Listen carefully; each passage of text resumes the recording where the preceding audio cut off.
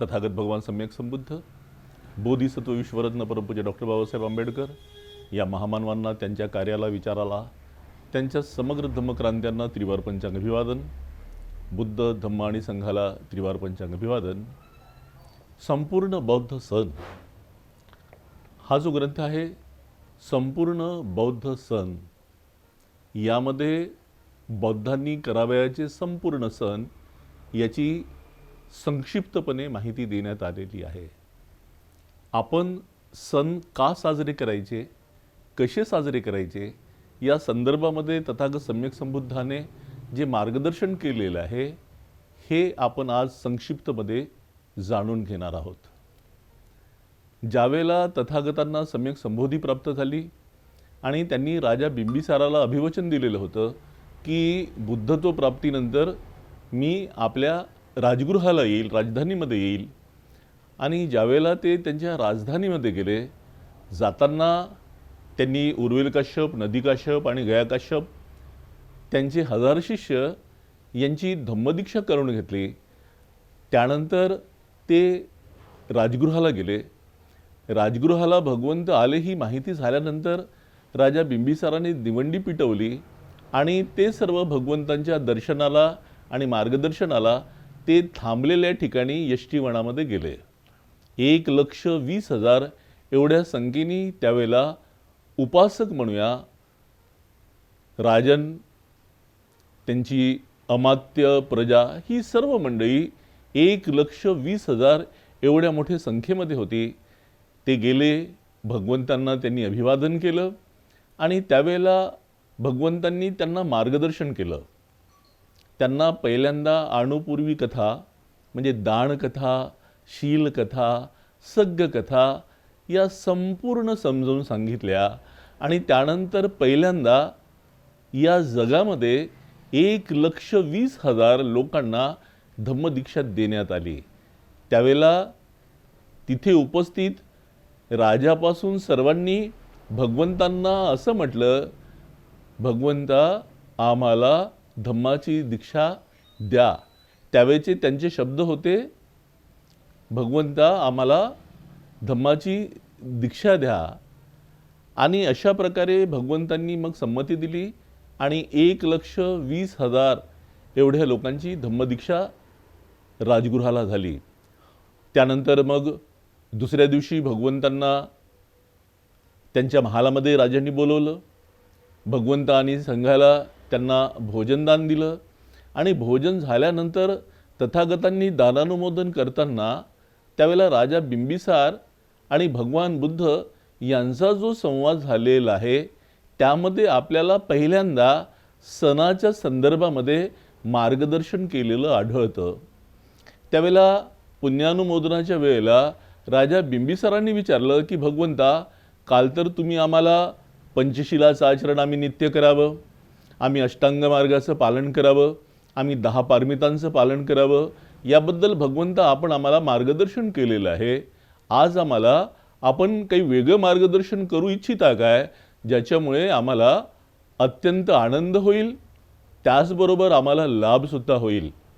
भगवंतांनी स्मित हास्य केलं आणि म्हटलं की राजन, गृहस्थांनी 4 दिवस उपोषणाचं पालन केलं पाहिजे. त्यावेळेला राजन विचारायला लागले, राजा बिंबिसार, की भगवंता हे उपोषण म्हणजे काय. भगवंतांनी सांगितलं, उपो म्हणजे उपासना आणि सत म्हणजे स्वतःची. आपल्याला कोणत्याही काल्पनिक देवी देवताची उपासना हे करण्याची गरज नाही. जर आपल्याला कोणाची उपासना करायचीच असेल तर ते प्रत्येकाने स्वतःची उपासना करावं, आपली उपासना करावं. त्यांनी विचारलं की भगवंता, आपली उपासना का करायची, कशी करायची, याबद्दल आम्हाला आपण मार्गदर्शन करा.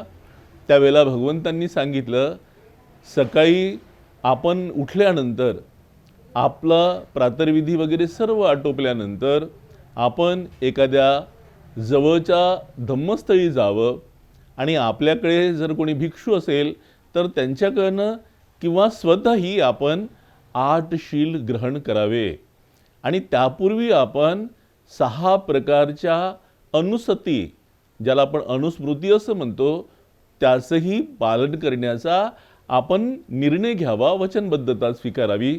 भगवंता, त्या 6 अनुस्मृती कोणत्या? भगवंतांनी सांगितलं, बुद्धानुस्मृती, धम्मानुस्मृती, संघानुस्मृती, शीलानुस्मृती, त्यागानुस्मृती, त्यालाच दानानुस्मृती असं म्हणतात, आणि देवतानुस्मृती. अशा या 6 अनुस्मृती आहे जी केल्यामुळे तुम्हाला नक्कीच मोठा लाभ होईल. बुद्धानुस्मृती केल्यामुळे भगवंतामध्ये असलेले गुण आपण त्याचा विचार करणार आणि भगवंतामध्ये असलेले गुण आपल्यामध्ये यावे यासाठी आपण प्रयत्न करणार, कटिबद्ध होणार. अगदी त्याचप्रमाणे आपल्यामध्ये धम्माचे जे 9 गुण आहेत ते यावे, आपल्यामध्ये संघाचे जे गुण आहे, असे बुद्ध धम्म आणि संघाचे एकूण 24 गुण आपल्यामध्ये यावे याकरता आपण प्रयत्न करावा. त्यानंतर शीलानुस्मृती, आपलं शील आहे, आपलं चारित्र्य हे अत्यंत सोज्वळ असावं, चांगलं असावं. मी तर सांगितलंच आहे की पंचशील हे एका चांगल्या गृहस्थासाठी नैमित्तिक कर्तव्य आहे, म्हणजे दररोज पालन करण्यासाठी हे पंचशील आहे. पंचशीलाचं पालन हे ऐच्छिक नसून प्रत्येकाने ज्याला चांगला गृहस्थ होणं गरजेचं वाटतं त्यांनी पंचशीलाचं आचरण करावं, पालन करावं. हे दररोज करायचं आहे. पण महिन्याच्या 4 मुख्य दिवसामध्ये, म्हणजे प्रथम अष्टमी, नंतर 14वा दिवस किंवा 15वा दिवस ज्याला आपण अमावस्या असं म्हणतो, त्यानंतर नंतरची अष्टमी आणि मग पौर्णिमा. महिन्यामध्ये दर 8 दिवसांनी येणारे हे जे 4 दिवस आहे हे उपोषथाचे दिन आहे. गृहस्थांनी कमीत कमी या 4 दिवसामध्ये 6 अनुस्मृतीचं पालन आणि 8 शिलाचं पालन केलं पाहिजे. भगवंतांनी त्यानंतर त्यांना 8ही शील समजावून सांगितले आणि बिंबिसार विचारतो की भगवंता, आपण हे का म्हणून साजरे करावं? त्यावेळेला भगवंत सांगतात, खऱ्या अर्थाने बौद्ध धम्मीयासाठी हे सण आहेत. भगवंता सण कशासाठी? ते म्हणाले संस्काराची निर्मिती करण्याच्यासाठी. संस्कार का निर्माण करायचे? चांगला समाज घडण्यासाठी संस्काराची गरज असते आणि म्हणून आपल्याला सणाचं आचरण पालन करणं गरजेचं आहे. भगवंता, आपली संस्कृती कोणती? त्यावेळेला भगवंत स्मितहास्य केलं भगवंतानी आणि त्यांनी म्हटलं की मी संशोधिला जो धम्म आहे त्यामध्ये आपली जी संस्कृती आहे ती श्रमण संस्कृती आहे. आपली संस्कृती ही वैदिक संस्कृती नाही, आपली संस्कृती ही ब्राह्मण संस्कृती नाही.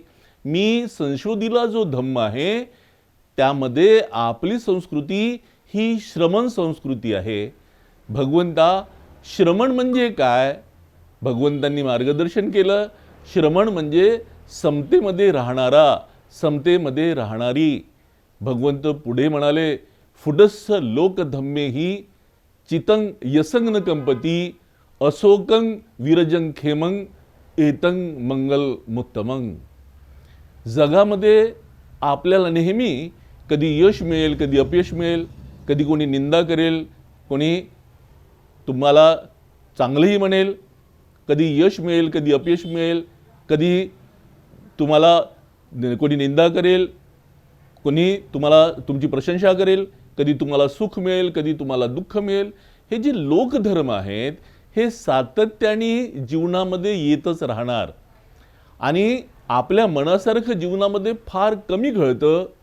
अनेक जास्त गोष्टी या आपल्या मनाच्या विरोधामध्ये घडतात आणि म्हणून काय प्रत्येक वेळेला आपण रडत बसणार आहोत का?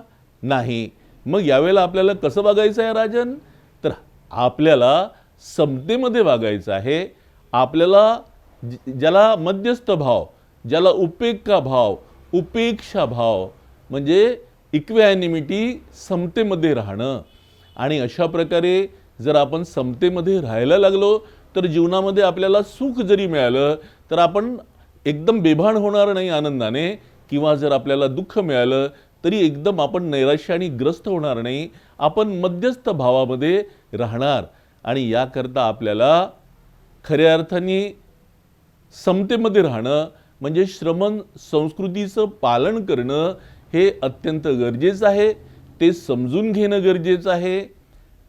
उपासकांच्यासाठी मी 4 दिवस, पहिली कान्हअष्टमी, त्यानंतर 14वा दिवस त्याला चातुर्दशी असं म्हणतात, 15व्या दिवसाला अमावस्या असं म्हणतात, त्यानंतर तिसऱ्या हप्त्यामध्ये जुन्न अष्टमी आणि नंतर जुन्न 15वा जो दिवस असतो त्याला पुर्णिमा वा पौर्णिमा असं म्हणतात. या 4 दिवसामध्ये गृहस्थांनी बाह्य लक्ष न देता, बहिर्मुखी न होता फक्त स्वतःचं अंतरंग बघायचं आहे. आपल्यामध्ये जे गुण आहेत तेही बघायचे आहेत, आपल्यामध्ये जे दोष आहेत तेही बघायचे आहेत. राजन, प्रत्येक व्यक्तीमध्ये अनेक चांगले गुण असतात. ते त्या दिवशी त्यांनी ओळखावं आणि त्या गुणाला वाढवण्याचा प्रयत्न करावा. तसेच राजन, प्रत्येक व्यक्तीमध्ये अनेक दोषसुद्धा असतात. ते त्यांनी स्वसंशोधित करावे आणि हळूहळू आपल्या जीवनामध्ये आपल्यामध्ये असलेले दोष हळूहळू कमी करावे, विकारापासून मुक्त व्हावं, मळापासून मुक्त व्हावं आणि सर्वांगाने त्यांनी कायानी, वाचेनी आणि मनानी परिशुद्ध होण्याचा प्रयत्न करावा, अत्तदीप भव होण्याचा प्रयत्न करावा. यासाठी उपोषताची, अष्टशील पालनाची गृहस्थांना अत्यंत गरज आहे असं मी समजतो. आणि यापुढे राजन, आपण आणि आपल्या प्रजेनी सुद्धा 8 शिलाचं पालन हे केलंच पाहिजे. बघा, चंद्रमानानुसार महिन्यामध्ये हे जे 4 महत्त्वाचे दिवस येतात, या दिवसामध्ये जी भौगोलिक परिस्थिती असते ती परिस्थिती खऱ्या अर्थाने आपल्याला जास्त प्रेरक आणि सहाय्यक असते उपोषित करण्याच्या करिता. आणि म्हणून आपण उपोषित करून लाभान्वित व्हावं असं मार्गदर्शन भगवंतांनी जे राजा बिंबिसाराला केलेलं आहे.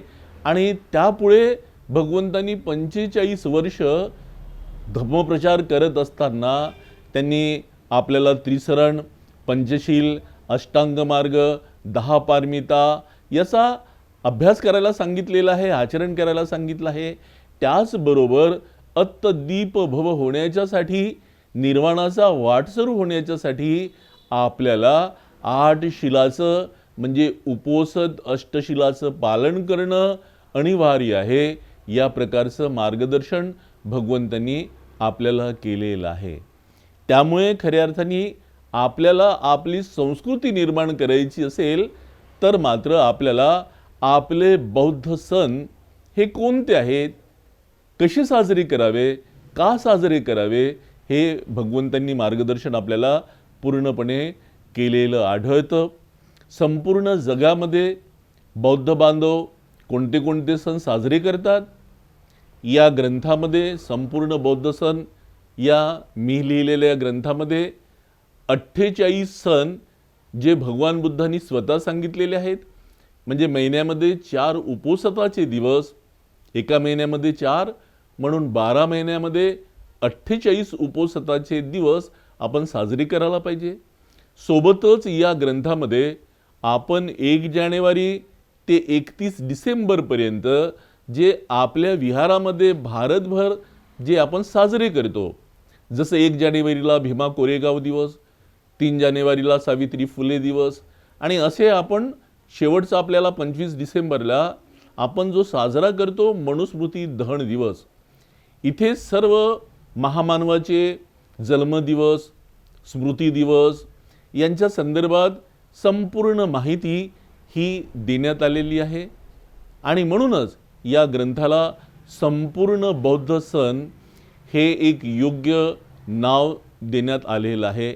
यामध्ये, या ग्रंथामध्ये प्रत्येक अष्टमीला भगवान बुद्ध कुठे गेले, कोणाला भेटले, कोणाला काय मार्गदर्शन केलं, तसंच प्रत्येक अमावस्येला भगवान बुद्ध कुठे गेले, कोणत्या व्यक्तीला काय मार्गदर्शन केलं, मग ते भिक्षू होते, उपासक होते, उपासिका होती, एखादा कोणी राजा होता, अमात्य होता, त्यानंतरच्या जून अष्टमीला भगवंत कुठे गेलेत आणि प्रत्येक पौर्णिमेला भगवान बुद्धांनी काय सूत्र सांगितलेलं आहे, कुठला उपदेश दिलेला आहे, या संपूर्ण माहित्या इथे संकलित करण्यात आलेल्या आहे. आणि म्हणून या ग्रंथाला संपूर्ण बौद्ध सण असं नाव देण्यात आलेलं आहे.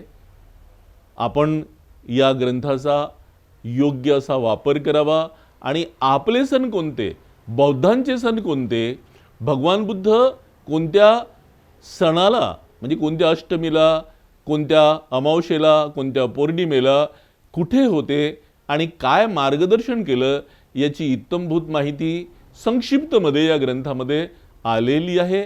आणि सण आपल्या कसे फायद्याचे आहेत, या सणाचं आचरण केल्यामुळं आपल्याला किती लाभ होईल या संबंधाचं सर्व इत्थंभूत माहिती इथं आलेली आहे. सोबतच भगवान बुद्ध 3दा श्रीलंकेला गेलेले होते. कुठल्या कुठल्या दिवशी भगवान बुद्ध श्रीलंकेला गेलेले आहेत, कुठल्या राजाला मिळालेले आहेत, काय त्यांनी प्रबोधन केलेलं आहे त्याची माहिती या ग्रंथात आलेली आहे. आपण जसं चैत्र, वैशाख, ज्येष्ठ, आषाढ, श्रावण, भाद्रपद वगैरे म्हणतो, तर त्याला थाई भाषेमध्ये काय म्हणतात, त्याला सिंहली भाषेमध्ये काय म्हणतात, त्याला बर्मीज भाषेमध्ये काय म्हणतात, या संपूर्ण माहित्या या ग्रंथामध्ये संकलित करण्यात आलेल्या आहेत. आदरणीय भिक्षू संघाच्या आदेशामुळं खऱ्या अर्थाने या ग्रंथाची निर्मिती झालेली आहे.